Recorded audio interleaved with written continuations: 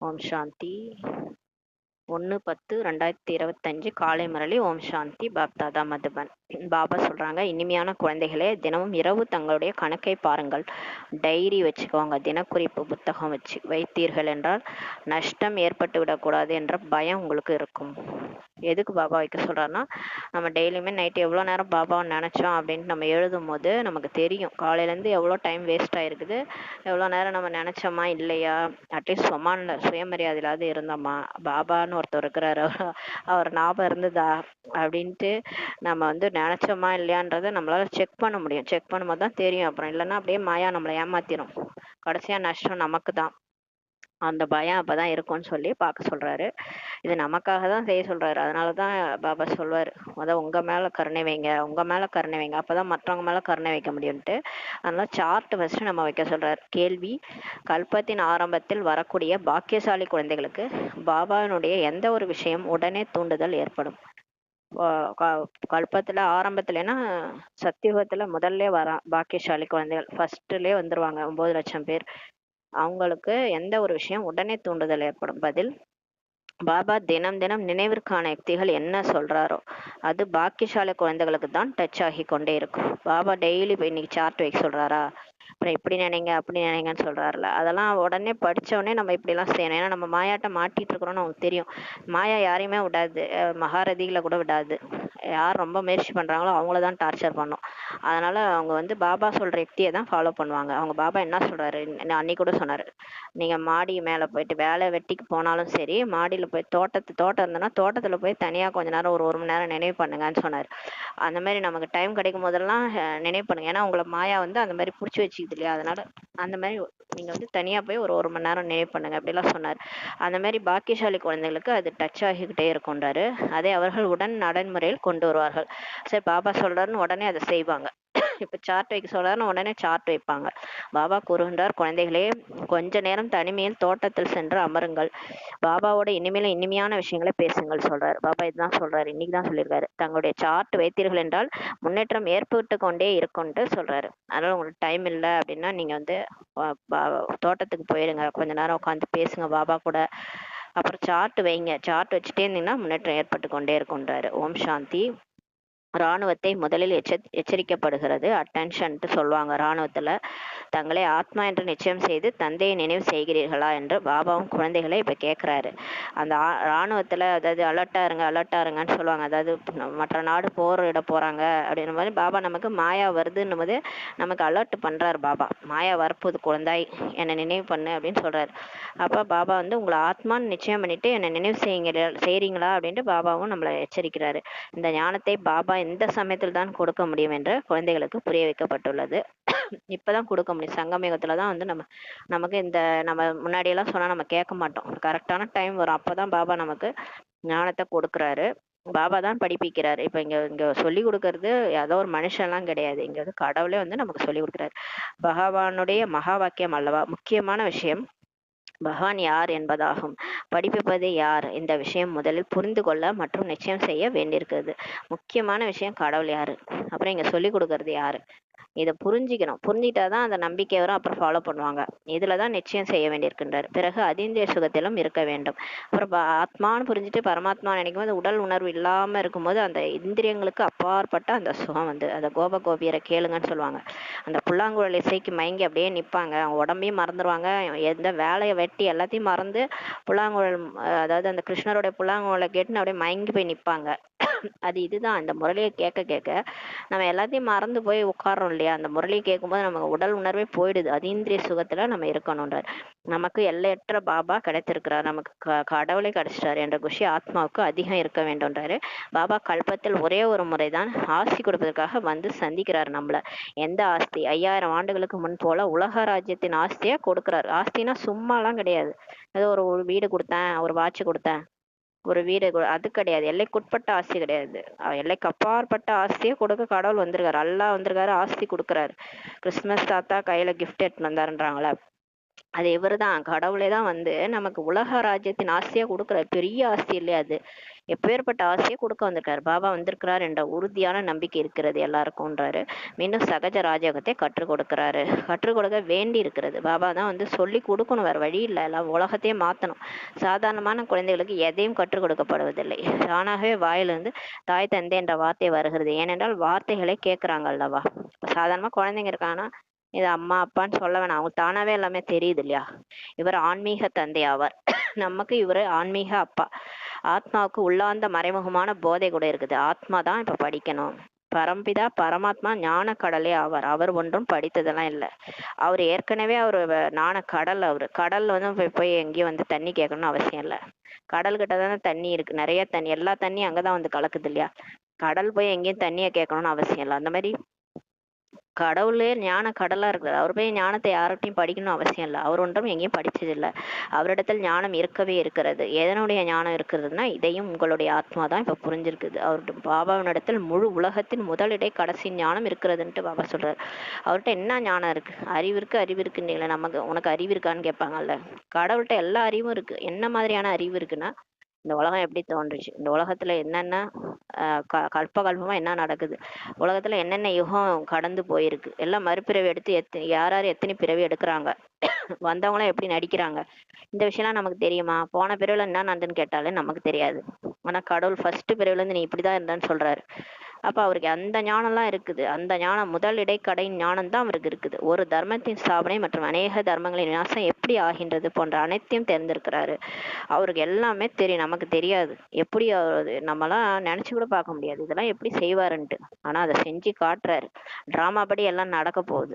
இப்ப எல்லா தர்மங்களின் விநாசம் ஒரு தர்மத்தின் ஸ்தாபனை நடக்கும். இது எல்லாமே அதெல்லாம் அவர் தெரிஞ்சிருக்கிறார். ஆகையினால் அவரை அனைத்தையும் அறிந்தவர் என்று சொல்லி விடுகிறாங்க. அதனாலதான் கடவுள் அந்தர்யாமி, உள்ள இருக்கிற தெரிஞ்சவர், எல்லாத்தையும் தெரிஞ்சவர் அப்படிலாம் சொல்லிடுறாங்க. அனைத்தையும் தெரிந்தவர் என்பதின் அர்த்தம் என்ன? இதை யாருமே முற்றிலும் தெரிந்திருக்கவில்லை.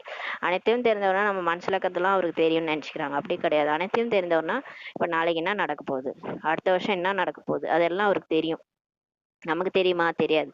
ஆனா கடவுளுக்கு தெரியும்.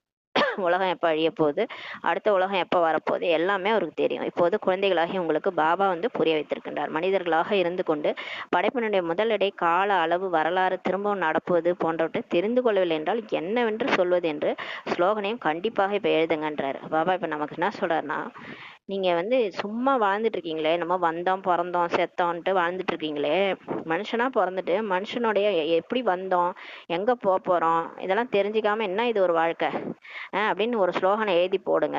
அதாவது படைப்புன்னா என்ன, கடவுள் படைச்சாரு, படைத்தவர் யாரு, படைப்பு என்ன, படைப்பினுடைய முதல் இடை கால அளவு, இதெல்லாம் தெரிஞ்சுக்காம என்ன ஒரு வாழ்க்கை வாழறீங்க. திரும்ப நடப்பது போன்ற இதெல்லாம் தெரிஞ்சுக்கலன்னா அந்த என்னன்னு உங்களை சொல்றதுன்ட்டு ஸ்லோகனை எழுத சொல்றாரு. இந்த திரும்பவும் நடக்கும் என்ற வார்த்தை மிகவும் அவசியமானதாகும். ஏன்னா இப்ப எல்லாருக்குமே தெரியும். அதாவது ஒரு மாதிரி ஒண்ணு அவங்களுக்கு தோணும், எல்லா ஆத்மாக்களுக்குமே தோணும். என்னன்னா இந்த இப்ப நம்ம நடிக்கிற இப்ப இருக்கிற இந்த ஒரு சீன் வந்து ஏற்கனவே நடந்த மாதிரி எல்லாருக்கும் தோணும். உலகத்துல இருக்க எல்லாருக்குமே அது பேர் கூட ஏதோ சொல்லுவாங்க. அதாவது இப்ப நடந்துச்சுல, இப்ப நான் வந்துட்டு பேசிட்டு இருந்தாலே அது ஏற்கனவே எனக்கு பேசின மாதிரி இருக்கு அப்படின்னு சொல்லுவாங்க சிலர் கேட்டா. ஏன்னா இது ஒரு டிராமா, இது திரும்ப திரும்ப நடக்குது, இது கல்பமா ரிப்பீட் ஆகுது. இதுதான் சிதம்பர ரகசியம். எல்லாருக்குமே இது இருக்கும். எந்த தர்மத்தை சேர்ந்தவங்களா இருந்தாலும் அவங்களுக்கு அந்த உணர்வு இருக்கும். இதை பேசுறது ஏற்கனவே பேசின மாதிரி இருக்கு, ஏற்கனவே நடிச்ச மாதிரி இருக்கு. ஏன்னா அது ஒரு ஏதோ வந்து ஏற்கனவே நடந்தது எல்லாம். அதனாலதான் திரும்பவும் நடக்குன்ற வார்த்தையே மிக அவசியமானதாகுன்றாரு. ஏன்னா அதை கேட்டு அவங்க வந்து ஆச்சரியமா கேட்பாங்க அந்த ஞானத்தை. திருத்தங்கள் நடந்து கொண்டே இருக்கிறது அல்லவா. கீதையில் பகவான் யார், இந்த சித்திரம் மிகவும் நன்றாக இருக்கிறது. பரம்பிதா பரமாத்மா தெரிந்து கொள்ளாத காரணத்தினால் அனைத்துமே பகவானுடைய ரூபமே என்று சொல்லிட்டாங்க. பாபா சொல்றாரு, அந்த நம்மளுடைய கீதையின் பகவான் யாருன்ற கிருஷ்ணர் கிடையாது, பரம்பிதா பரமாத்மா சிவன். அவர் தான் அந்த யுத்த காலத்துல வந்து இந்த ஞானத்தை சொல்லி கீதையை சொல்லி ஆத்மாக்கள் எல்லாம் பிழைக்க வைக்கிறார். ஆத்மாக்கள் அந்த என்ன ஆயிடுறாங்க, அந்த உலகாய வாழ்க்கையில போய் மாயாட்ட சிக்கிக்கிறாங்க. மாயாட்ட இருந்து வெளியே வர்றதுக்கு இப்ப கீதையை சொல்றதே சிவன் தான். பரம்பிதா பரமாத்மா தான் ஆத்மாக்கு கீதையை சொல்லி வெளியே கொண்டு வர்றாரு. இந்த போராட்ட காலத்துல இந்த மல்யுத்தம், இப்ப மாயாவோட மல்யுத்தம் நடக்குது. இந்த வாழ்க்கையே ஒரு போராட்டமாகுது. அந்த வாழ்க்கை போராட்டத்துல இருந்து வெளியே வர்றது எல்லாத்துக்கும் நமக்கு கீதையை சொல்றது சிவன் தான். அதை வந்து சொல்றாரு, இந்த சித்திரம் மிகவும் நல்லாக இருக்குது. பரம்பிதா பரமாத்மா தெரிஞ்சுக்காத காரணத்தினால்தான் எல்லாமே கடவுளுடைய ரூபம்னு சொல்லிடுறாங்க. நாயையும் கடவுள், பூனையும் கடவுள் சொல்லிடுறாங்க. அவர் எப்படி இருக்கிறாருன்னு தெரியாதனால சொல்றாங்க. முழு உலகத்திலும் இதுதான் அனைத்திலும் முதல் தவறாகும். ஃபர்ஸ்ட் தவறு என்ன தெரியுமா? எல்லா இடத்துலயும் கடவுள் இருக்கிறாருன்னு சொன்னதுதான். சிறிய குழந்தையிடம் நீ யாருடைய குழந்தை என்று கேட்டால் கூட அது என்ன சொல்லும், நான் இன்னாருடைய குழந்தை என்று சொல்லும். அவங்க அப்பா பேரை கரெக்டா சொல்லும். இன்னார் யாருடைய குழந்தைன்னு கேட்டா இன்னாருடைய குழந்தை என்று சொல்லுவாங்க. யாராவது கேக்குறாங்க இந்த பொண்ணு யாருடைய குழந்தைன்னா அவரோட குழந்தைங்க அப்படின்னு சொல்றாங்க. அவன் என்னுடைய குழந்தை என்று சொல்லிவிடுவார்கள். அதுபோல இவர்களும் கூட பகவானை தேர்ந்தெடுக்காத காரணத்தினால் நாங்கள் தான் பகவான் என்று சொல்லிவிடுகிறார்கள். நம்ம தான் நம்ம வந்து கடவுளுடைய குழந்தை. நம்ம எல்லாரும் ஆத்மா, அவர் பரமாத்மா, நம்மளுடைய அப்பா அவரு. ஆனா அவர் யாருன்னு தெரியாத காரணத்தினால நானே கடவுள்னு சொல்லிக்கிறாங்க. யாராவது நானே அப்பான்னு சொல்லுவாங்களா? இந்த உடலுக்கான அப்பா ஒருத்தர் இருக்கும்போது நான் தான் அவருன்னு யாராவது சொல்லுவோமா? சொன்னதே கிடையாது. எங்க அப்பா வேற தானே சொல்லுவோம். ஆனா கடவுள் மட்டும் என்ன உங்க இஷ்டத்துக்கு சொல்லிக்கிறீங்க நான் தான் கடவுள்ன்ட்டு. இவ்வளவு பூஜை செய்கிறார்கள் இருந்தாலும் புரிஞ்சு கொள்வதே இல்லை. ஆனா பக்தியில பூஜையா செய்யறாங்க. அதுவும் விதவிதமான தேவிகளை உட்கார வச்சு வடிவமைச்சு பிள்ளையாரு, முருகர், சரஸ்வதின்ட்டு இஷ்டத்துக்கு நிறைய பேரை உருவாக்கி பூஜை செய்யறாங்க. ஆனா கடவுள் யாருன்னே தெரியல. தெரிஞ்சுக்காத காரணத்தால நானே கடவுள் வேற சொல்லிக்கிறாங்க. பிரம்மாவின் இரவு என்றால் பிரம்மா மற்றும் பிராமணிகளுக்கும் இரவாகத்தான் இருக்கும் என்று பாடப்பட்டுள்ளது. இவை அனைத்தும் தாரணை செய்ய வேண்டிய விஷயங்களாகுன்றாரு. இப்ப பிரம்மாவின் பகல்னா அங்க சத்தியுகம் சத்தியுகம் திரேதாயுகத்துல நம்ம ராஜாவா இருந்து ஆத்மா ராஜாவா இருந்து ராஜ்யம் பண்ணோம். அப்படியே இரவுல வந்து நம்ம சாதாரண மனுஷன் ஆயிட்டோம். அப்ப பிரம்மாவுக்கு இரவுனா நம்மளுக்கும் தான் இரவு, பிரம்மா குமாரிகளுக்கும் தான் இரவாக இருக்கும்ட்டு பாரப்பட்டிருக்குது. இது எல்லாமே நம்ம தாரணை செய்ய வேண்டிய விஷயம். முதல்ல நம்ம கெட்டு போனது நம்ம தான். இந்த 33 கோடி தேவர்கள் தான் கெட்டு போயிட்டாங்க. அவங்க எல்லாரும் மாறிட்டாங்கனாலே உலகம் மாறிடும். அவங்க போய் யாராருக்கு சொல்லணுமோ சொல்லி புரிய வச்சிருவாங்க. நம்ம மாறிட்டோம்னா உலகமே மாறிடும். இது யார் யோகத்தில் தந்தை நிலையில் இருக்கிறாங்களோ அவங்களுக்கே தாரணை ஆகுன்றாரு. இப்ப இந்த முரளிலாம் கூட படிக்கிறோம் இல்லையா? இது யாருக்கு தாரணை ஆகும்னா கடவுளோட நினைவுல யார் இருக்காங்களோ அவங்களுக்கு தான். நினைவை தான் பலம், சக்தி என்று சொல்லப்படுகிறது. பாபாவுடைய நினைவு தான் சக்தி. யோக பலம்னு சொல்றோம் இல்லையா? யோக பலம்னா ஒன்றும் கிடையாது, கனெக்ஷன். சுப்ரீம் சோலோட கனெக்ஷன் இருக்கும்போது தான் அந்த சக்தி அவர்கிட்ட இருந்து நமக்கு வரும். கரண்ட்டுக்கு எப்படி பவர்ஃபுல்லா இருக்கு, கரண்ட் கண்ணால பார்க்க முடியாது. ஆனா அது எவ்வளவு, அதை தொட்டானா செத்து போயிடும், அவ்வளவுதான். அந்த அளவுக்கு சக்தி இருக்கு இல்லையா? அந்த மாதிரிதான் ஆத்மாவினுடைய சக்தி கூட சக்திசாலியானது. இந்த உலகத்திலேயே கண்ணால பார்க்க முடியாத விஷயம் ஆத்மாவும் பரமாத்மா தான். கண்ணால பாக்குறது எல்லாம் அழிஞ்சு போயிடும். ஆனா அழியாதது ரெண்டு தான், ஆத்மா பரமாத்மா தான். ஆனா அந்த பரமாத்மாக்குள்ள அவ்வளோ சக்தி இருக்குது. வல்லமை, சர்வ வல்லமை படைத்தவர், சர்வ சக்திவான் அவர். அவருடைய குழந்தைகள் நாம மாஸ்டர் சர்வ சக்திவான். அப்ப பாபா சொல்ற அவரை நினைக்க நினைக்க நமக்குள்ளார சக்திகள் நிரம்பும். ஞானம் வருமானத்திற்கான ஆதாரமாகும். மற்றபடி இந்த ஞானம் கேட்கறது, சென்டர்ல போய் முரளி கேட்கறது, இதெல்லாம் நம்மளுடைய வருமானத்துக்கான ஆதாரம். படிச்சா நீ நல்லா இருப்பேன்னு சொல்றாங்களா, அந்த மாதிரி இந்த படிப்பு படிச்சீங்கன்னா நீங்க எடுக்க போற பிறவி, அடுத்தடுத்த பிறவிக்கு புத்தியில இந்த ஞானத்தை ஸ்டோர் பண்ணிட்டு போனீங்கன்னா நீங்க நல்லா இருப்பீங்க. எந்த பிறவிலையும் நீங்க கஷ்டப்பட மாட்டீங்க. உங்களுக்கு வருமானம் வந்துடும். நினைவின் மூலம் சக்தி கிடைக்கிறது. அதன் மூலம் விகர்மங்களின் நாசம் ஆகிறது. ஆனா பாபா நினைக்க நினைக்க நமக்கு பவர் வரும். பவர் வர வர நம்ம பாவம் அழிஞ்சிரும். ஆத்மாவில் இருக்கிற பாவம் அறிஞ்சிரும். நீங்கள் புத்தியின் யோகத்தை பாபாவோடு தான் ஈடுபடுத்த வேண்டும். இந்த ஞானத்தை பாபா இப்போதுதான் கொடுக்கிறார், பிறகு எப்போதும் கிடைப்பதே இல்லை. சங்கம் யுகத்துல மட்டும்தான் கடவுள் கிடைப்பாரு. நீங்க சத்தியுகம் போனா கூட தேவதைகள் தான் இருப்பாங்க, கடவுள் இருக்க மாட்டாரு. இப்பதான் கடவுள் இருக்கிறாரு. பாபாவை தவிர வேற யாரும் இந்த ஞானத்தை கொடுக்க முடியாது. மற்றவை அனைத்தும் பக்தி மார்க்கத்தின் சாஸ்திரங்கள், சடங்குகள் தான். அவற்றை ஞானம் என்றே சொல்ல முடியாதுன்றாரு. ஆன்மீக ஞானம் ஒரு பாபாவிடம் தான் இருக்குது. அதை அவர் பிராமணர்களுக்கு தான், பிகேஸ்க்கு தான் கொடுக்குறாரு. வேற யாரிடத்திலும் ஆன்மீக ஞானம் இருப்பதில்லை. இந்த ஞானம் இருக்குல்ல, இது 5000 வருஷம் சக்கரம் சுத்துது, இது திரும்ப திரும்ப நடக்குது. நம்ம நடிச்ச பாட்டை திரும்ப திரும்ப நடிக்கிறோம். நம்மளாம் ஆக்டர்ஸ், மேல இருந்து வந்த ஆத்மா எல்லாம் நடிக்கிறோம். நம்மளுடைய அப்பா கடவுள், பரம்பிதா பரமாத்மா. இந்த ஞானம் நீங்க வெளியில யாரு கேட்டாலும் சொல்லவே மாட்டாங்க, தெரியாது. உலகத்தில் எவ்வளவு தர்மங்கள், மடங்கள் இருக்கின்றன, எவ்வளவு வழிகள் இருக்கின்றன. குழந்தைகளுக்கு புரிய வைக்க எவ்வளவு உழைப்பு தேவைப்படுகிறதுன்றாரு. இப்ப நம்ம தான் போய் எல்லாருக்கும் புரிய வைக்கணும். எவ்வளவு உழைக்கணும், நம்ம மட்டும் அசால்ட்டா இருக்கிறோம். எல்லாருக்கும் சொல்லி புரிய வைக்க வேண்டியது நம்மளோட கடமை தான். எவ்வளவு புயல் வர, மாயா புயலே வருது. நம்ம சரி போய் புரிய வைக்கலான்னு போனோம், யோகா பண்ணவும் விட மாட்டுது மாயா. போய் புரிய வைக்க சேவை பண்ணலாம்னா அதையும் விட மாட்டுது. அவ்வளோ புயல் வருதுன்றாரு. எனது படகை கரை சேருங்கள் என்று பாடுறாங்க நிறைய பேர். வாழ்க்கை படகு கரை சேருங்க, கடவுள்கிட்ட பாடுறாங்க. இந்த வாழ்க்கையே கொடுமையா இருக்கு, என்னால வாழ முடியல, கடவுளே இந்த வாழ்க்கை படகை கரை சேரு பாடுறாங்க. அனைவருடைய படகும் கரை சேர முடியாதுன்றார் பாபா. சில படகுகள் முழுகிவிடும், சில படகுகள் நின்றுவிடும். 2-3 ஆண்டுகள் ஆகிவிடுகிறது. நிறைய பேருடைய தகவலை தெரிவதே இல்லைன்றார். பிகே ஆயிட்டு கொஞ்ச நாள் வராங்க, அதுக்கப்புறம் என்ன ஆனாங்கன்னே தெரியல. சில பேர் பிரிந்து சென்று விடுகிறார்கள், சிலர் அங்கேயே நின்று விடுகிறார்கள், சிலர் அப்படியே பாதி கட்டத்திலே நின்றுடுறாங்க. அப்புறம் எங்க இருந்து படகை கொண்டு போய் கரை சேர்க்கறது?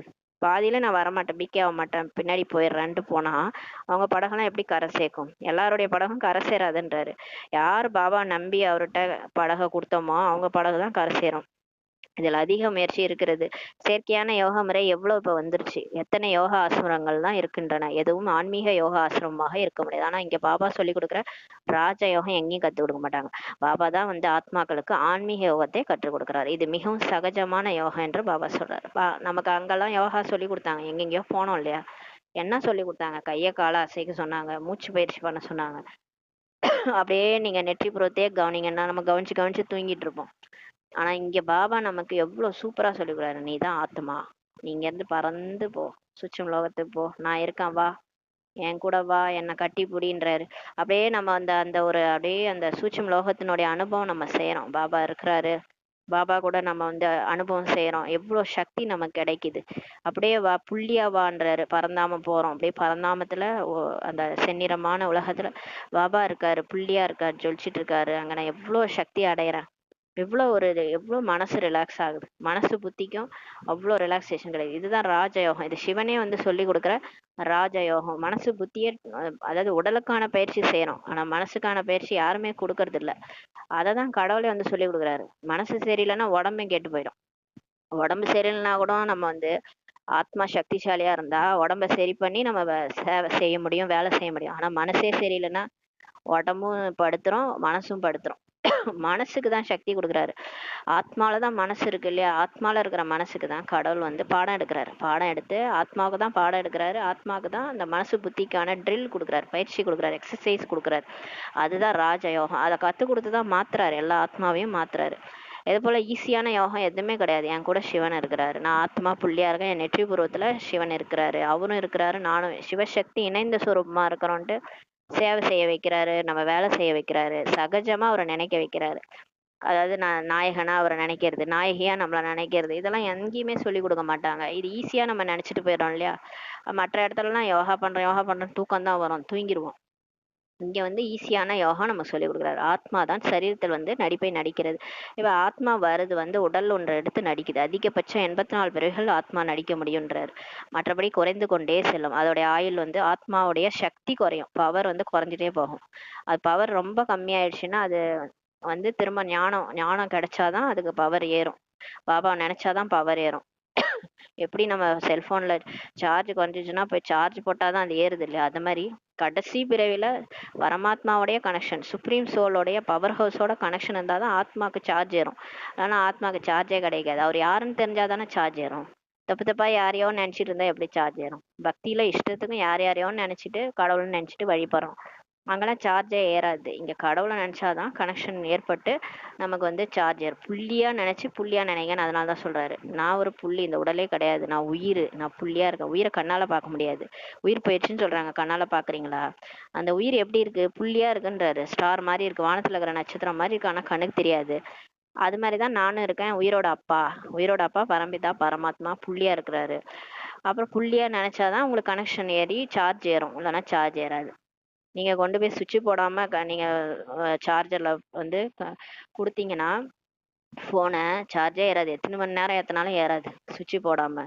ஏன்னா அங்க கனெக்ஷன் இல்லை. அதே மாதிரி பாபாவை நினைக்காம உங்களுக்கு வந்து சார்ஜே ஆத்மால சக்தி ஏறாது. பாபாவை நினைக்காம கனெக்ஷன் இல்லாம ஏறாது. உடல் உணர்வுல இருந்தானா நமக்கு கனெக்ஷனே ஏறாது. இந்த விஷயங்கள் கூட குழந்தைகளாகி உங்களில் சிலருடைய புத்தியில் தான் இருக்கிறதுன்றாரு. சிலருக்கு தான் தெரியும் இந்த மாதிரி நம்ம எத்தனை பிறவி எடுத்து வரோம், இந்த மாதிரி ஆத்மால பவர் குறையுது. புத்தியில் மிகவும் கஷ்டப்பட்டு தான் தாரணை ஆகுது. நிறைய பேருக்கு ஞானமே புரிய மாட்டுது. எங்கே சென்றாலும் முதலில் பாபாவின் அறிமுகத்தை கொடுங்கள் என்று பாபா முதல் விஷயமாக நமக்கு புரிய வைக்கிறார். நம்ம போயிட்டு எல்லாத்தையும் சொல்லாம உலகம் அழிய போகுதுன்னு சொன்னா யார் எப்படி புரிஞ்சுக்குவாங்க? எடுத்தவொடனே இதெல்லாம் சொல்லவே கூடாது. நம்ம என்ன சொல்லணும்? பாபா யாரு, நம்ம யாரு, ஆத்மா யாரு, பாபா யாரு, இதைதான் ஃபர்ஸ்ட் சொல்லுங்கன்ட்டு பாபா சொல்றாரு. பாபாவின் அறிமுகத்தை எப்படி கொடுப்பது என்ற யுக்திகள் உருவாக்கப்படுகிறது. எது எப்போது நிச்சயமாகிறதோ அப்போது பாபா சத்தியமானவர் என்பதை புரிஞ்சுக்குவாங்க. அவங்க வந்து நிச்சயம் அவங்களுக்குள்ளார வரும்போதுதான் சத்தியமானவர் சிவன் தான் பேசிட்டு இருக்கிறாரு. சிவன் என்னன்னு சொல்றாங்க? சத்தியம் சிவம் சுந்தரம் தானே சொல்றாங்க. அப்ப அவர் சொல்றது உண்மையா தானே இருக்கும். ஃபர்ஸ்ட் இந்த கடவுள் தான் பேசுறாருன்ற நிச்சய புத்தியை கொண்டு வாங்க எல்லாருக்குள்ளாரையும். அப்பதான் அவங்க நம்புவாங்க. அப்புறம் தான் அதை ஃபாலோ பண்ணவே ஆரம்பிப்பாங்க. பக்தியில கூட அப்படிதான். பக்தியில இஷ்டத்துக்கு ஆளுக்கு ஒரு ஒரு வழி சொன்னாங்க, அது அந்த வழியில போய் அது கண்மூடித்தனமா ஃபாலோ பண்ணுவாங்க. ஆனா இங்க வந்து கிராஸ் கேள்வி கேட்பாங்க. ஞானத்துல மட்டும் வந்து இது கடவுள் தானா எப்படி சொல்றீங்க அப்படின்னு கேட்பாங்க. அதுல வந்து நமக்கு நிச்சயம் வரும்போது தான் பாபா சத்தியமானவர் என்பதை புரிஞ்சுக்குவாங்க. பாபா கண்டிப்பாக சத்தியமான விஷயங்களை தான் சொல்வாரு. சத்தியமானவர் சிவன் உண்மைதானே சொல்வார், பொய் சொல்வாரா? இத சந்தேகத்தை எழுப்பக்கூடாதுன்ட்டு பாபா சொல்றாரு. நினைவில் தான் உழைப்பாகும். ஆனா பாபா நினைக்கிறதுல தான் மாயா தடைப்படும். இதில் மாய தடையை ஏற்படுத்துகிறது. அடிக்கடி நினைவு மறக்க செய்திருது. நல்ல நல்ல மகாரதிகள் நல்லா முயற்சி பண்றவங்கள கூட நினைவு மறக்க வைக்கிறதுக்கு அவங்கவுங்களுக்கு டெஸ்ட் பேப்பர் அனுப்பும் மாயா. ஆகையினால் பாபா சொல்றாரு சார்ட் எழுதுங்க. இப்ப பாபா சொல்றாரு காலையில இருந்து எவ்வளவு நேரம் நினைச்சேன்றத சார்ட் வைங்க. எனவே பாபாவும் யார் எவ்வளவு நினைவு செய்யறாங்க என்று அவராலையும் பார்க்க முடியும். 25% கூட சார்ட்டே வைக்கிறது இல்ல.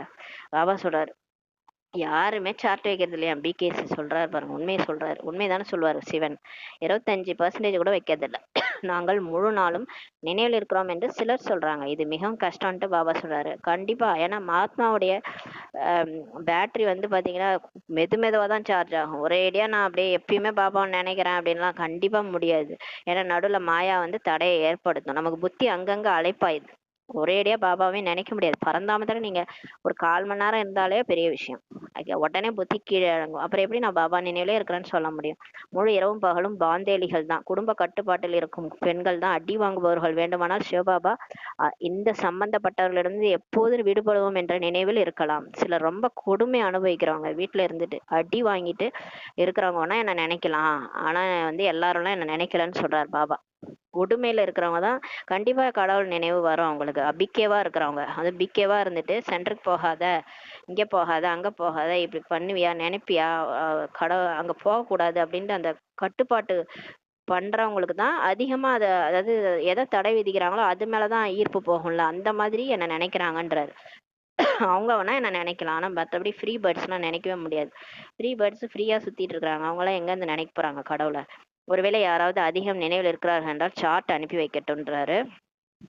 ரொம்ப அதிகமா நினைக்கிறீங்கன்னா எனக்கு சார்ட் அனுப்புங்க. தினமும் இரவு தங்களுடைய கணக்கை இப்ப பாருங்க. டைரி தினக்குறிப்பு வைங்க என்று டைரக்ஷன் கிடைக்கிறது. டைரி வைப்பதனால் நமக்கு நஷ்டம் ஏற்பட்டு விடக்கூடாது என்ற பயம் இருக்கும்.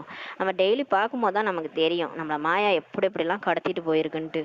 ஒரு பயமும் வரும். ஐயோ நம்ம என்ன பதவி அடைவோம், நம்ம பாபா நம்மளுக்கு பாடம் எடுக்கிறாரு, அவரை நம்ம ஒழுங்கா நினைக்க மாட்டோமேன்ட்டு ஒரு பயமும் வரும். பாபா பார்த்தார் என்றால் என்ன சொல்வார்? இவ்வளவு அன்பான பாபாவை இவ்வளவு நேரம் தான் நினைவு செய்றீங்களா அப்படின்னு கேட்பாரு பாபா.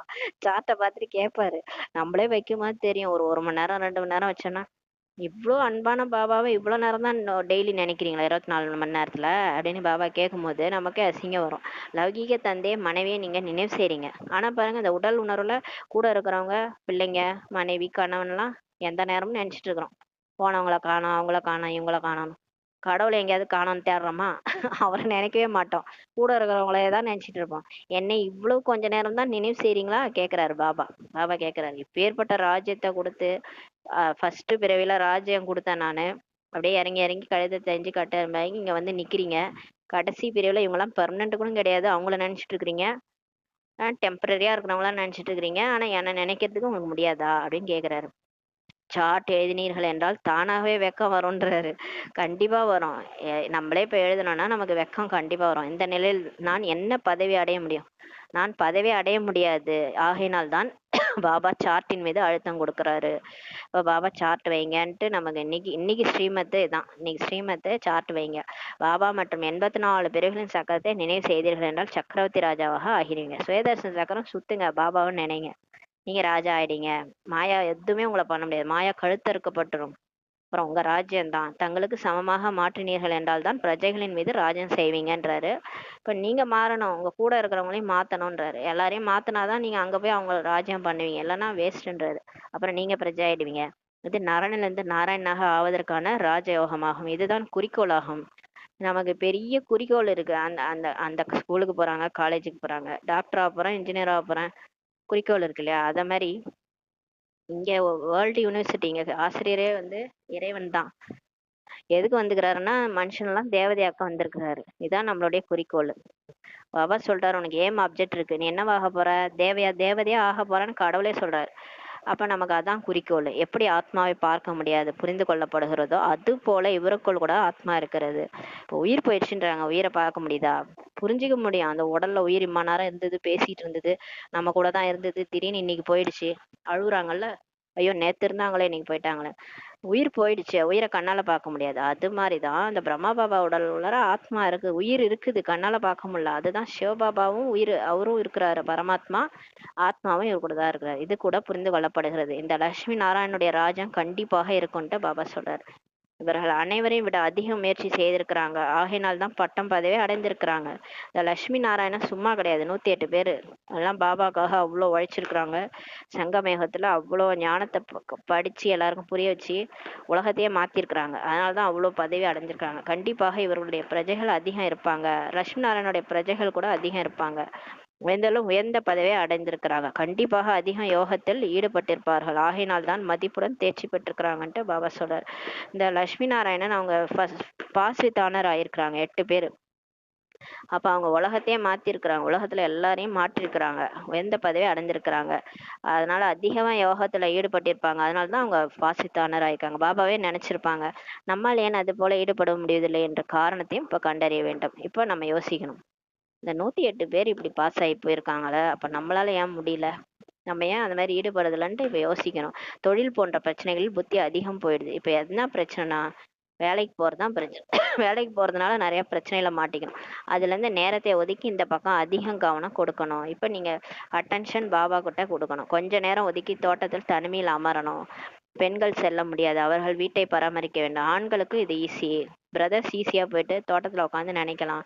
பெண்கள் வேலை வெட்டி வீட்லயும் வேலையை பார்க்கணும், வெளியிலயும் போய் வேலையை பார்க்கணும், அவங்களால முடியாது. அவங்க அப்படியே சகஜ யோகியா இருந்து பாபா நினைவுல வேலை செய்வாங்க. கல்பத்தின் ஆரம்பத்தில் இருந்த பாக்கியசாலிகள் யாரோ அவர்களுக்கு தான் இதெல்லாம் புரியும். படிப்பு மிகவும் நல்ல படிப்பாகும். மற்றபடி ஒவ்வொருவருடைய புத்தி அவரவருக்கு தான் இருக்குதுன்றாரு. எப்படியாவது தந்தையிடம் ஆஸ்தியை அடைய வேண்டும். பாபா வழிமுறைகள் அனைத்தையும் சொல்றாரு. குழந்தைகள் தான் இதை முயற்சி செய்யணும்ட்டு பாபா சொல்றாரு. பாபா பொதுவாக வழி சொல்வாரு, எல்லாருக்கும் தான் பாபா சொல்றாரு. ஆனா நம்ம ஒவ்வொருத்தரும் தனித்தனியாக யாராவது கேட்டாலும் பாபா வழி சொல்ல முடியுன்றார். தனித்தனியா ஒவ்வொருத்தரும் இப்ப பொதுவா சொல்லுவாரு, ஆனா அதை எல்லாராலையும் ஃபாலோ பண்ண முடியுமா? முடியாது. அப்ப உங்களால முடியலன்னா தனித்தனியா உங்களுக்கான வழி நான் சொல்றேன், தனியா என்ன கேளுங்கன்றாரு.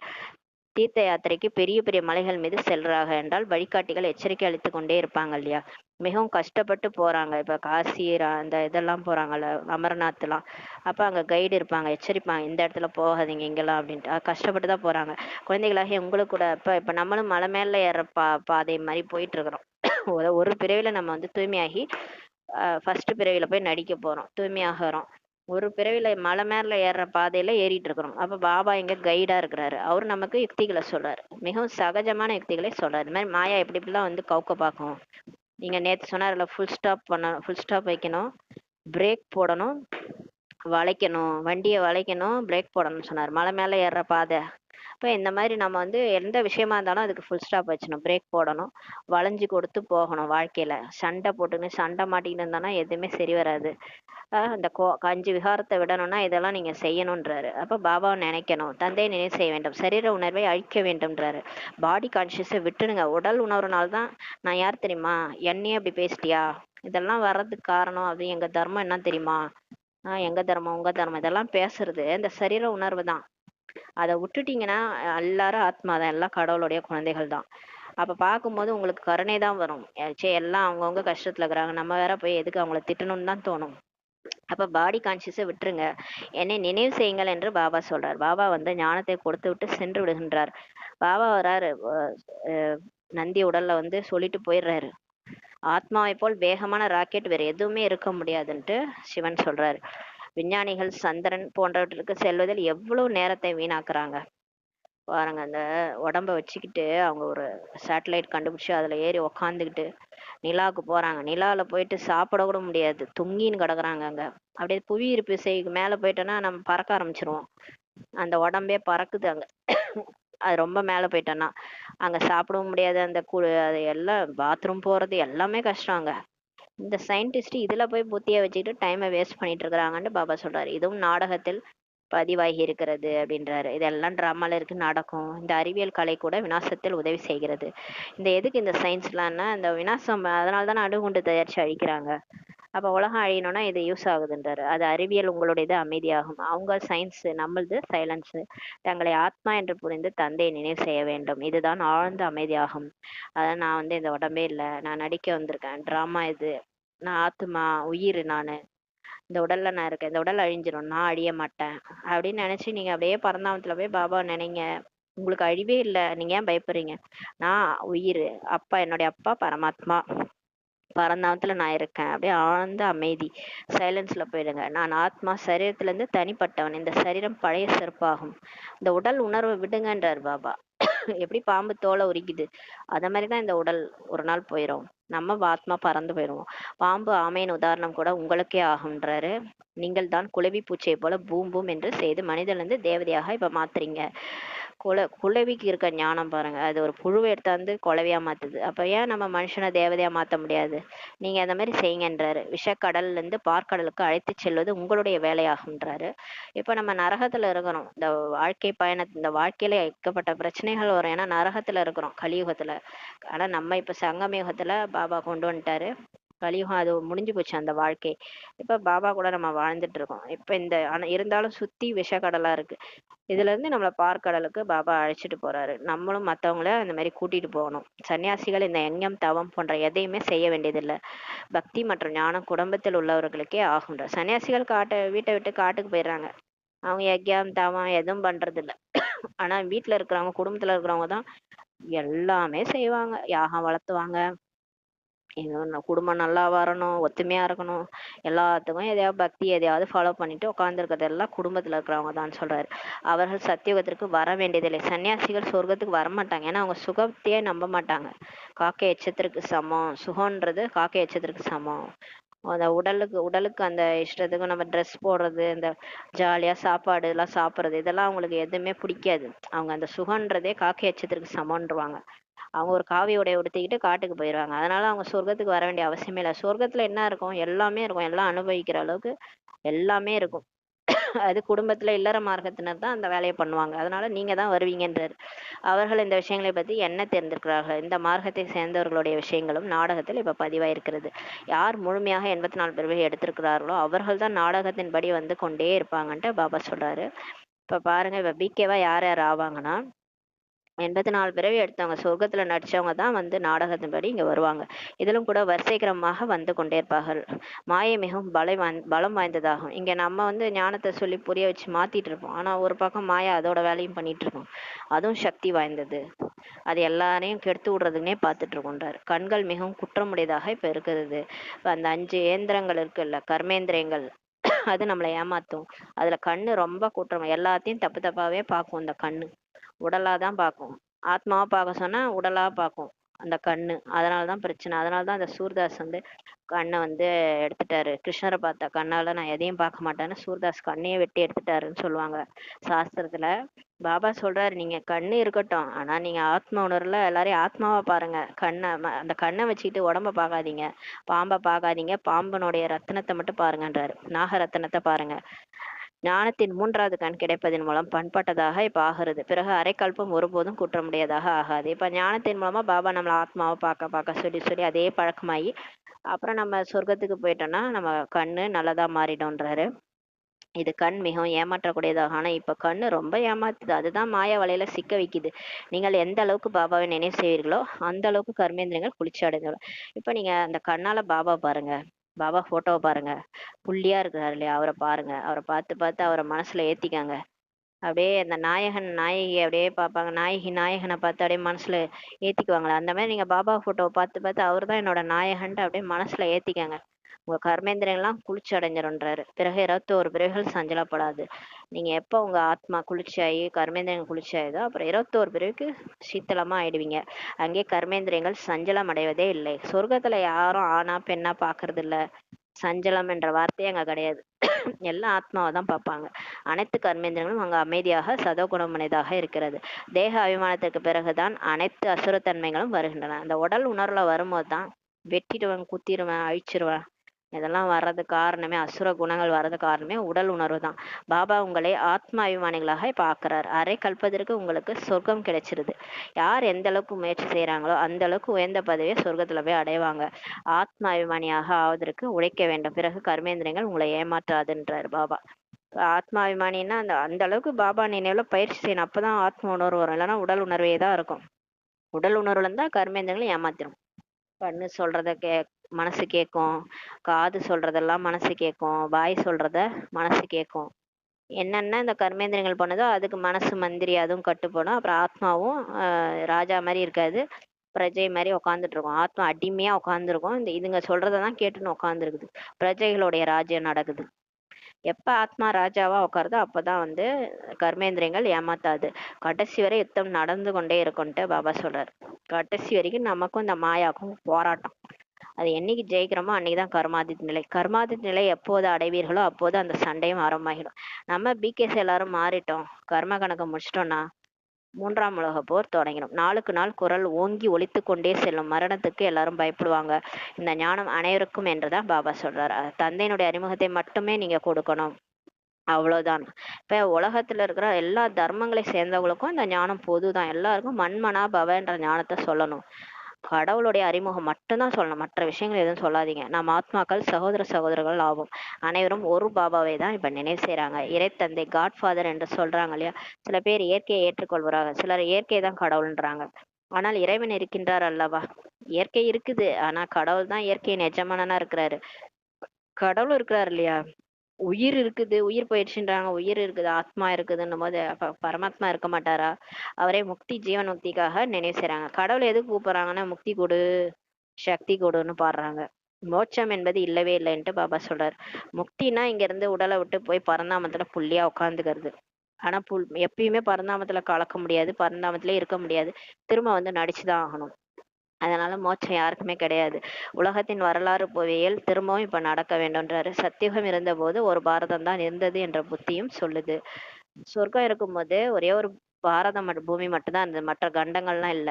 மனிதர்கள் எதையுமே இப்ப தெரிஞ்சுக்கல. இந்த லட்சுமி நாராயணுடைய ராஜ்யம் இருந்தது அல்லவா. லட்சக்கணக்கான ஆண்டுகளின் விஷயமாக எல்லாம் இருக்க முடியாதுன்றார் பாபா.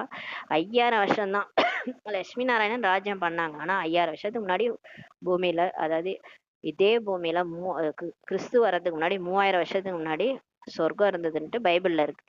அப்ப 5000 வருஷம் தான் கணக்கு. பாத்தீங்கன்னா கிறிஸ்து 2000 வருஷம் ஆகுது. அவர் வரதுக்கு முன்னாடி 3000 வருஷம். 3000 + 2000 5000 தான். 5000 வருஷத்துக்கு ஒரு தடவை இந்த கல்பம் மாறிட்டே இருக்குது. லட்சுமி நாராயணுடைய ராஜ்யம் இருந்தது அப்படின்னு சொல்றாங்க. லட்சக்கணக்கான ஆண்டுகள் விஷயம்லாம் இருக்க முடியாதுன்னு பாபா சொல்றாரு. சாஸ்திரத்துல அப்படி எழுதிட்டாங்க. இதை புரிய வைக்கிறதுக்குள்ளார பாபாவுக்கு ஒரு வழி ஆயிடுது. நம்மளை வச்சுதான் புரிய வைக்கணும். நம்மளும் சக்திசாலியா இல்ல, மாயா விட மாட்டுது.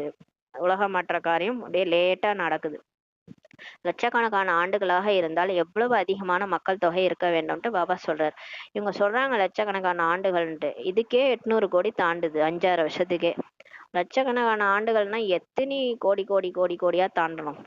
பாபா கேக்குறாரு. பாபா கூறுகின்றார், இப்போது கலியுகம் முடிஞ்சு சத்தியுகத்தின் ஸ்தாபனை நடந்துட்டு இருக்குது. அவர்கள் கலியுகம் இன்னும் குழந்தை மாதிரி இருக்குன்ட்டு நினைச்சிட்டு இருக்கிறாங்க. பாபா சொல்றாரு கலியுகம் முடிய போகுதுன்னு. அவங்க என்ன சொல்றாங்க, கலியுகம் இப்பதான் ஆரம்பிச்சிருக்கு, குழந்தை ஸ்கூல் படிச்சுட்டு இருக்குதுன்னு சொல்றாங்க. இப்பதான் ஸ்கூல் படிச்சுட்டு இருக்கு, இன்னும் அது பெருசாகி இன்னும் 40,000 வருஷம் இருக்குன்றாங்க. பாபா சொல்றாரு கலியுகம் முடிஞ்சு போச்சு, சங்கமயுகம் நடந்துட்டு இருக்கு, சொர்க்கம் வரப்போகுதுன்ட்டு பாபா சொல்றாரு. இத்தனை 1000 ஆண்டுகள் ஆயுள் என்று அவங்க நினைக்கிறாங்க. இந்த கல்பமே 5000 ஆண்டுகள் தான் என்பதை குழந்தைகளாகிய நீங்க தான் தெரிஞ்சுக்கிட்டீங்க. நமக்கு தான் தெரியும், இன்னும் 10 வருஷத்துல உலகம் முடிய போகுது. பாரதத்தில் தான் இந்த ஸ்தாபனை நடந்துட்டு இருக்குது. பாரதம் தான் இப்போது சொர்க்கமாகிட்டு இருக்குது. நாம் இப்போது ஸ்ரீமத் படி இந்த ராஜ்யத்தை ஸ்தாபனை செய்து கொண்டிருக்கிறோம்ட்டு நமக்கு தெரியும். என்னை மட்டும் நினைவு செய்யுங்கன்ட்டு தான் பாபா சொல்றார். முதல் வார்த்தையே இவை இரண்டும் தான் ஆகும். எதுவரை பாபாவின் மீது நம்பிக்கை வரலையோ அதுவரை கேள்வி கேட்டுட்டு தான் இருப்பாங்க ஞானத்துல. பிறகு எந்த விஷயத்திற்காவது பதில் கிடைக்கவில்லை என்றால் இவர்களுக்கே எதுவுமே தெரியலன்ட்டு சொல்லிட்டு போயிடுவாங்களாம். பாபா சொல்றாரு. நம்ம ஏதாவது அவங்க கிராஸ் கேள்வி கேட்பாங்க, அதுக்கு நம்ம பதில் சொல்லலைன்னா அவங்க லூஸ் மாதிரி எதையாவது கேட்பாங்க. நம்ம பதில் சொல்லணும்னா இவங்களுக்கே ஒன்றும் தெரியலன்னு நினைச்சிட்டு போயிடுவாங்க. ஆனால் எங்களுக்கு பகவான் படிப்பிக்கின்றார் என்று சொல்றார்கள் என்று நினைப்பார்கள். ஆனா இவங்க பாரு, இவங்களுக்கே ஒன்றும் தெரியல, ஆனா கடவுளே சொல்லி கொடுக்குறாருன்னு சொல்றாங்கன்ட்டு நினைப்பாங்க. ஆகையினால் முதலில் ஒரு விஷயத்தோடு நில்லுங்கள். முதலில் பாபாவின் மீது நம்பிக்கை ஏற்படுத்துங்க. பாபா சொல்றாரு, அவங்க இஷ்டத்துக்கு கேள்வி கேட்பாங்க, எல்லாத்தையும் நீங்க புரிய வைக்க முடியாது. ஆனா முதல் விஷயத்த புரிய வச்சிருங்க. முதல்ல பாபா யாருன்ட்டு சொல்லிடுங்க. பாபாவின் மீது நம்பிக்கை ஏற்படுத்துங்க. சொல்றவர் சத்தியமானவர் சிவன். அப்பதான் கேட்க கேட்கதான் நம்புவாங்க. இதை ஞான கடல்ல ஞானத்தை சொல்லிட்டு இருக்காரு. கடல் போல ஞானம் இது. இதை ஒரே நாள்ல எல்லாம் சொல்லி புரிய வைக்க முடியாது. டெய்லி வந்தாதான் புரிஞ்சுக்க முடியும். இதுல நடுவுல எதையாவது ஒரு கேள்வி கேட்டு நம்ம பதில் சொல்லனா நம்பாம போயிடுறாங்க. உண்மையில் அனைத்து ஆத்மாக்களுக்கும் தந்தை ஒருவரே, மேலும் அவர்தான் படைப்பவராவார். எனவே கண்டிப்பாக சங்கமயுகத்துல தானே வருவாரு. பாபா சொல்றாரு, நான் யுகமாக வரல, கல்பத்தின் சங்கமயுகத்துல ஒரு தடவை தான், ஒரே முறைதான் வரேன், அதுவும் இந்த வயோதிகர் உடல்ல வந்து உங்களுக்கு ஞானத்தை சொல்றேன்னு கீதையில இருக்கு. நான் புதிய உலகத்தை படைப்பவனாக இருக்கின்றேன்ட்டு பாபா சொல்றாரு. அப்படி எனும்போது நான் இடையில் எப்படி வருவேன்? நான் வர்றதே பழைய உலகத்தை மாத்தி புது உலகத்தை படைக்கிறதுக்கு. அப்புறம் ஏன் நான் நடுவுல துவாபர யுகத்துல வரணும் கேக்குறாரு. நான் பழைய மற்றும் புதிய உலகத்திற்கு இடையேதான் வருகிறேன்ட்டு பாபா சொல்றாரு. இதனை புருஷோத்தம சங்கமயுகம் என்று சொல்லப்படுகிறது. நீங்களும் இங்கேதான் புருஷோத்தமர்களாக ஆகிறீங்க, ஆத்மா உத்தமரா ஆகுறீங்க. லட்சுமி நாராயண் தான் எல்லாரை விட புருஷோத்தமர்கள் அவர். அதனாலதான் அவங்களுக்கு கோயில் கட்டி 108 பிரப தேசங்கள்ன்ட்டு சொல்லுவாங்க. 108 லட்சுமி நாராயணுக்கும் கோயில் இருக்குது. ஏன்னா அவங்க உத்தமமான ஆத்மாக்கள். குறிக்கோள் எவ்வளவு சகஜமானதாக இருக்கிறது. சொர்க்கம் இப்போ ஸ்தாபனை ஆயிட்டு இருக்குது என்று எல்லாருக்கும் சொல்லுங்க. புருஷோத்தமம் என்றால் வார்த்தையை கண்டிப்பாக போடுங்க. புருஷோத்தம் என்ற வார்த்தையை கண்டிப்பா போடுங்கன்ட்டு பாபா சொல்றாரு. அதாவது ஆத்மா புருஷன ஆத்மா ஆத்மா உத்தமம் ஆகிற யுகம். ஏனென்றால் இங்கே நீங்கள் கீழான நிலையிலிருந்து புருஷோத்தமர்களாக ஆகிறீங்க. இப்படிப்பட்ட முக்கியமான விஷயங்களை நீங்க மறக்க கூடாது. மேலும் சகாப்தத்தின் ஆரம்பம் வருஷங்களின் தேதியும் கண்டிப்பாக எழுதணும். எப்ப சொர்க்கம் வரப்போகுது அப்படின்றத எழுதணும். 1/1/1 ஆரம்பிக்கும். இங்கே உங்களுடைய ராஜ்யம் முதல்லேயே ஆரம்பமாகிவிடுது. மற்றவர்களுடைய ராஜ்யம் முதலில் இருப்பதில்லை. அவர்களுடையது அவர்கள் வந்தாதான் அவங்களுக்கு பின்னாடி அவர்களுடைய தர்மம் வளரும். இப்ப நமக்கு வந்து இங்க தர்மமும் ஸ்தாபனை ஆகுது, ராஜ்யமும் ஸ்தாபனை ஆகுது. இங்கே ராஜ்யத்தை ஸ்தாபனை பண்றாரு, அங்க போயிட்டு அங்க யார் யாரு என்னெல்லாம் தெரியாது. ஆனா உடல் மாறிடும், ஆத்மா மட்டும் அங்க போயிட்டு ராஜ்யம் பண்ணும். இங்க இருக்கிற உடல் வேற, அங்க உடல் மாறிடும். அங்க லட்சுமி நாராயணன் உடல் வந்துடும். நம்மளுடைய பிரஜைகள் தான் அவங்கன்னா நமக்கு தெரியாது, அப்படியே வேற வேற உடல்ல இருப்பாங்க எல்லாரும். ஆனா இங்க ஞானம் கேட்டவங்க தான் அங்க வந்து தேவதைகளா மாறிடுவாங்க. ஆனா நமக்கு தெரியாது இவங்க தான் ஞானம் கேட்டாங்க, நம்ம போய் அங்க வந்து நம்மளாம் முயற்சி பண்ணோம், எதுவுமே நமக்கு ஞாபகம் இருக்காது. ஆனா அங்க ராஜ்யம் தொடங்கிடும், முதல்லயே நம்மளுடைய ராஜ்யம் தொடங்கிடும். ஆனா மற்ற தர்மங்கள்ல ராஜ்யம் எல்லாம் எப்ப வரும்னா, தர்ம ஸ்தாபகர்கள் வந்து தர்மத்தை ஸ்தாபனை பண்ணுவாங்க. புத்தர், இயேசு எல்லாம் வந்து ஸ்தாபனை பண்ணுவாங்க. இஸ்லாம் தர்மம், கிறிஸ்து வந்து ஸ்தாபனை பண்ணுவாரு. இயேசு உடல்ல வந்து தர்மத்தை ஸ்தாபனை பண்ணி கொஞ்ச நாள் பிறகுதான் தர்மம் வளரும். தர்மம் வளர்ந்து கோடிக்கணக்கானவர்கள் ஆன பிறகுதான் அந்த ராஜ்யமே நடக்கும். அத கிறிஸ்துவர்களுடைய ராஜ்யம் நடக்கும். கிறிஸ்துவர் ராஜாலாம் வராங்க இல்லையா, அந்த மற்ற தர்மத்தினுடைய ராஜாக்கள்லாம் அப்படியே கொஞ்சம் கொஞ்சமா வந்துதான் அந்த நாட்டை கைப்பற்றிட்டாங்க. இப்ப கிறிஸ்துவர்களுடைய ராஜ்யம் நடக்குது. உங்களுடையது ஆரம்பத்திலேயே சத்தியுகத்தில் தான் ராஜ்யம் இருக்குன்றாரு. சொர்க்கத்துலதான் லட்சுமி நாராயணன் ராஜ்யம் பண்ணுவாங்க. சத்தியுகத்தில் இத்தனை ராஜ்யம் எங்கிருந்து வந்தது என்பது யாருடைய புத்தியிலும் வருவதில்லை. கலியுக கடைசியில் இவ்வளவு அதிகமான தர்மங்கள் இருக்கின்றன. பிறகு சத்தியுகத்தில் ஒரே தர்மம் ஒரே ராஜ்யம் எப்படி ஆனது?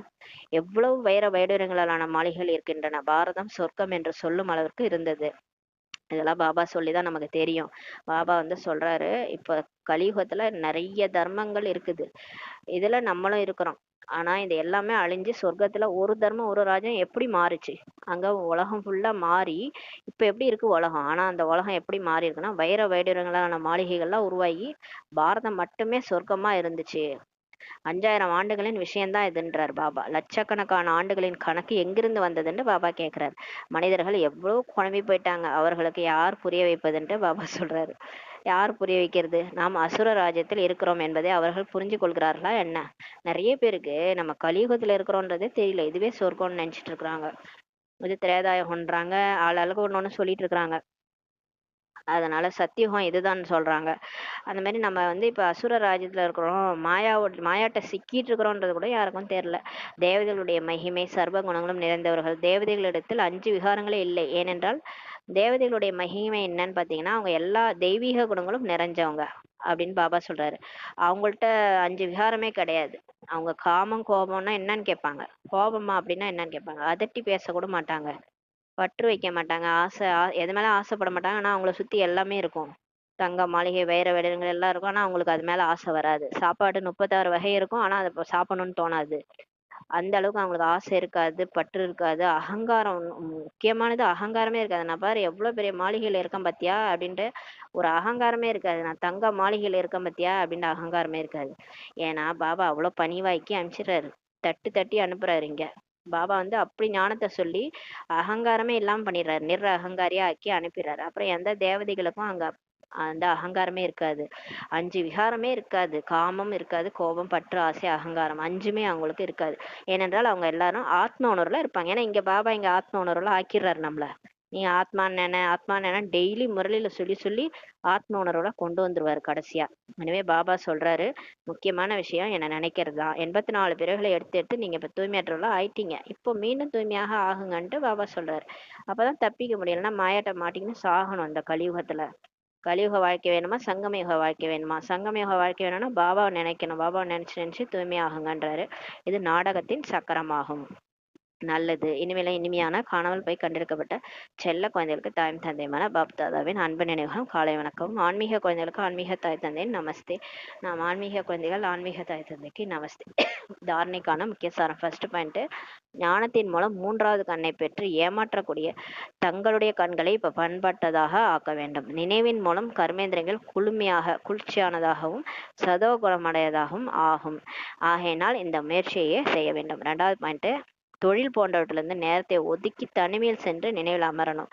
நமக்கு ஏன் யோகம் சரியாக அமைவதில்லை என்று காரணத்தை இப்ப நீங்க சிந்தனை பண்ணணும்ன்றாரு, பார்க்கணும். இந்த லட்சுமி நாராயணன் அப்பேற்பட்ட ராஜ்யத்தை பிடிச்சிருக்கிறாங்கன்னா அவங்க நல்லா ஏதோ பண்ணியிருப்பாங்கல்ல. அப்ப நம்ம ஏன் அப்படி இருக்கிறோம், நமக்கு ஏன் யோகம் வரமாட்டேதுன்னு யோசிச்சு சிந்தனை பண்ணுங்க. அப்புறம் அதுக்கான யுக்தியெல்லாம் பாபா சொல்றாரு, அதை தனியா போய் உட்காந்து நினைவு பண்ணுங்கன்றாரு. மாதாஸ் வந்து அப்படியே வேலை செஞ்சுக்கிட்டே சகஜ யோகியாகி நினைவு பண்ணுங்கன்றாரு. பாந்தேலி மாதாஸ் தான் அதிகமா நினைக்கிறாங்கன்றார். தங்களுடைய சார்ட்டை இப்ப கண்டிப்பாக நீங்க வைக்கணும்ட்டாரு. இன்னைக்கு ஸ்ரீமதி தான். நம்ம டெய்லியுமே படுக்க போறதுக்கு முன்னாடி பாபாட்ட எல்லாத்தையும் ஒப்படைச்சிட்டு எவ்வளவு நேரம் நினைச்சேன்றத கணக்கு பார்க்கணும். காலைல என்ன பண்ண, மதியானம் என்ன பண்ண, எதுவுமே பண்ணலன்னா கூட எழுதி வைக்கணும். அப்பதான் நமக்கு ஒரு ஒரு காஷியஸ் வரும். நம்ம அப்பதான் வந்து நம்ம வந்து நம்மளை பத்தி அலர்ட் ஆகும். நம்ம சரியில்லைன்றதாவது நமக்கு தெரியணும், அதுக்காக நம்ம எழுதணும்ன்றார் பாபா. வரதானம். ஒருமை சக்தி மூலம் அவினாஷி மற்றும் இனிய பலன் பெறக்கூடிய அனைவரின் சிநேகி ஆகுக. இப்ப பொறுமையா இருந்தா தானே பொறுத்தார் பூமி ஆழ்வார்ன்றாங்க. ஆனா பாபாட்ட தான் அந்த பொறுமை சக்தியே நமக்கு வருது. அதன் மூலம் அந்த அழிவற்ற மற்றும் இனிய பலனை பெறக்கூடிய எல்லாருக்கும் அன்பானவர் ஆகுக. எல்லாருக்கும் அன்பா இருக்கணும்னா எல்லாரையும் பொறுத்துக்கணும். அவங்க என்ன பண்ணாலும் நம்ம பொறுத்துக்கணும். நமக்கு இப்போ உட்கார இடத்துல பாம்பு வச்சா கூட நம்ம கம்முன்னு ஏத்துக்கணும். இயேசு சொன்னார்ல, ஒரு கன்னத்துல அரைஞ்சா இன்னொரு கன்னத்தை காட்டு. அந்த மாதிரி யார் பொறுத்துக்கிறாங்களோ அவங்க தான் எல்லாருக்கும் பிடிச்சவங்க. இல்லைன்னா திட்டிகிட்டே இருப்பாங்க, பின்னாடி திட்டுவாங்க. பொறுத்து கொள்வது என்பது சாவது ஆகாதுன்றார் பாபா. பொறுத்துக்கிறீங்க. இப்ப ஒரு அம்மா வந்து ஒரு குழந்தைய பொறுத்துக்கிறாங்க, சாவரன்னா சொல்றாங்க? சொல்ல மாட்டாங்க. குழந்தைகளுக்காக எல்லாத்தையும் செய்வாங்க. அப்புறம் ஏன் பொறுத்துக்கிறதுனா சாகரன்னு சொல்றீங்க? ஏன் தான் சாவணுமா அப்படின்னு கேக்குறீங்க. பொறுத்துக்கிறதெல்லாம் சாகிறது கிடையாதுன்றார் பாபா. ஆனால் அனைவரின் இதயங்களில் வாழ்வதாகும். நீங்க எவ்வளவு பொறுத்தீங்களோ, நீங்க நீங்க செத்து போன பிறகு உங்களை பத்தி பேசுவாங்க. அப்படி ஒருத்தவங்க இருந்தாங்க. அவங்க என்ன சொன்னாலும் நான் அப்படி இருப்பாங்க. எதுக்குமே அழமாட்டாங்க, எதுக்குமே திரும்பி பேச மாட்டாங்க, கோவப்பட மாட்டாங்க. அது மாதிரி நம்ம நம்ம எவ்வளோ பண்ணாலும் அவங்க நமக்கு நல்லதே செய்வாங்க அப்படின்றத ஒரு நாள் நம்மளை பத்தி பேசுவாங்க.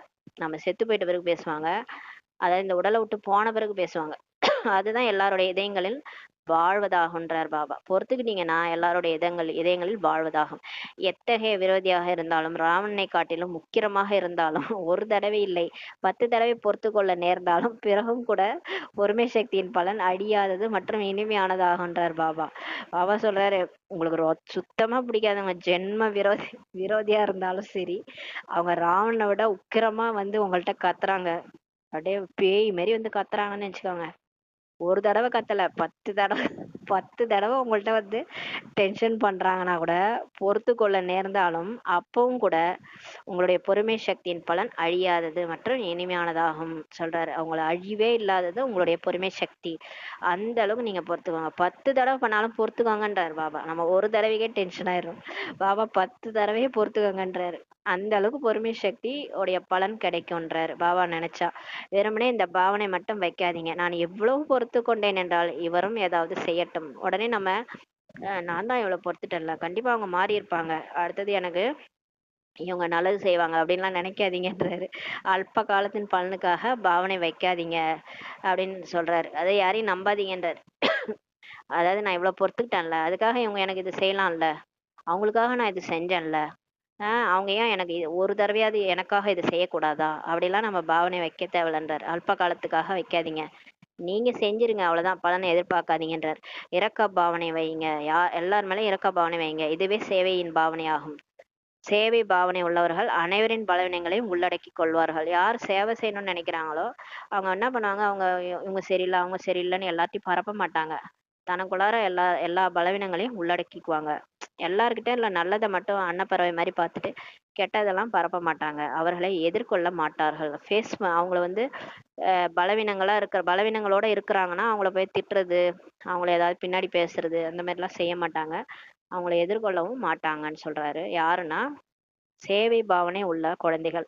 அவங்க எல்லாருடைய பலவீனங்களும் தனக்குள்ளார உள்ளடக்கி மற்றவங்கள்ட்ட சொல்ல மாட்டாங்க, அவங்கள எதிர்கொள்ளவும் மாட்டாங்கன்றார். ஸ்லோகன்: எது நடந்து முடிந்ததோ அதை மறந்துருங்க.